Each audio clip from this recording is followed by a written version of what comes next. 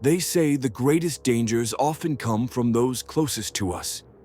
In a story of love, betrayal, and murder, one man's trust became the very weapon that destroyed him. And that man was James Barry. In the quiet streets of Palm Beach Gardens, life seemed ordinary, and danger seemed impossible. Until that night, and the events that unfolded will haunt you long after you hear them. A normal life, or so it seemed. On the evening of November 17th, 2016, 21-year-old James Barry appeared to be living a typical life in Loxahatchee, Florida. James was a bright, ambitious young man, known for his humor, kindness, and love for video games. He often stayed up late playing online matches with friends and had plans for college and a career.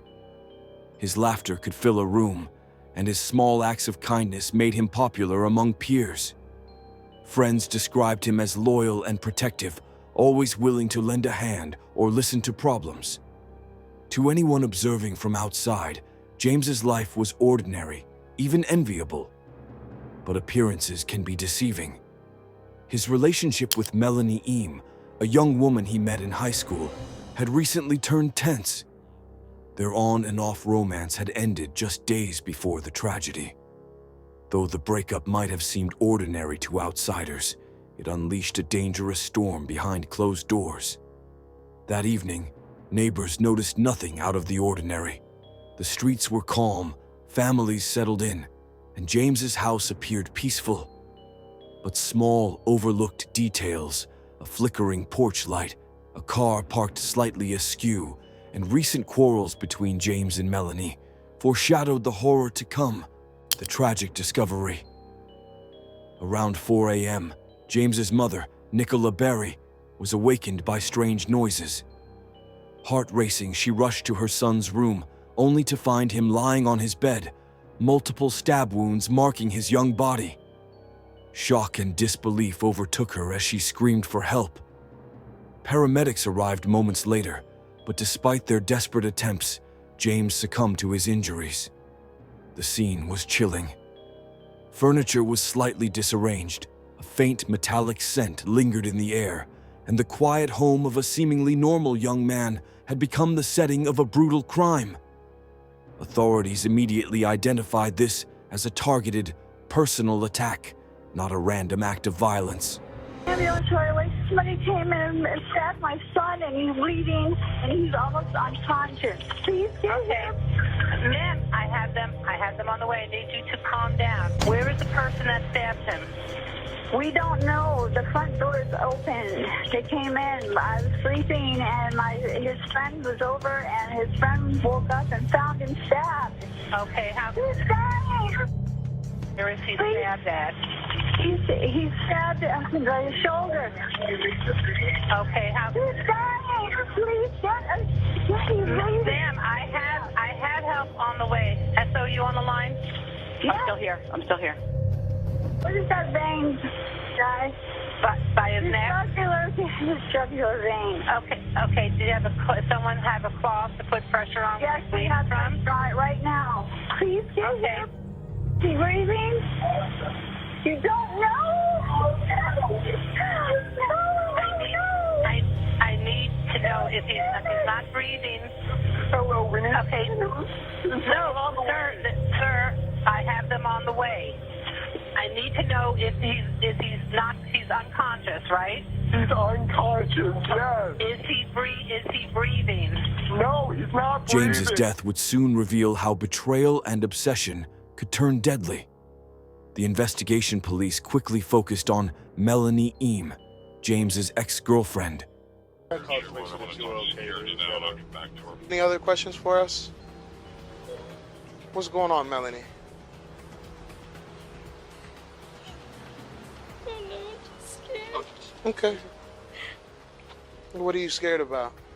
I'm just wondering, when should I go in for the questioning?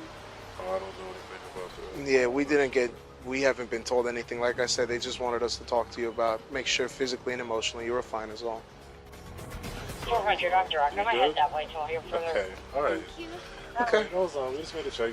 So we'll come back and knock on your door. She had spent considerable time at the Barry household and was known to family and friends. Evidence against her mounted rapidly. Forensic analysis confirmed the nature and severity of the wounds. Text messages and chat logs revealed obsessive and threatening patterns. Witness statements placed Melanie at the scene during critical hours. Her sudden flight to Silver Spring, Maryland, after the incident added to suspicions. Investigators described a grim scenario: a young woman consumed by jealousy and anger, escalating her emotions to the point of murder. Friends reported that Melanie had sent multiple messages demanding to meet James, ignoring his attempts to distance himself.